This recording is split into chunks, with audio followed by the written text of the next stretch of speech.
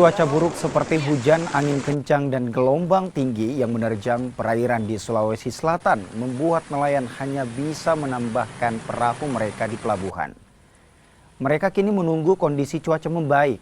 Sebelum kembali melaut, nelayan pun kini memperbaiki perahu dan alat tangkap ikan. Buruknya cuaca mulai berdampak harga ikan di Makassar perlahan mulai merangkak naik. Ini kita sudah berapa hari tidak melaut ini karena cuaca buruk, sudah ada 1 bulan ini. Dari sekarang ini kita untuk tinggal waktu ini. Kapan bisa kita keluar lagi cari ikan. Sebenarnya cuaca di luar bagaimana, Pak? Cuaca sekarang di luar sudah belum tidak mendukung karena sering kencang angin harus bersamaan dengan hujan. Kalau untuk pendapatan biasa Pak, penangkapan ikan kalau selama cuaca begini bagaimana? Agak kurang.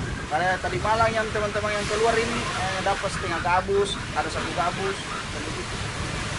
Terus kalau selama tinggal Pak apa aja yang dibikin Pak? Ya, untuk sementara kita ini karena ada lagi kerjaan di luar, kerja jadi petani.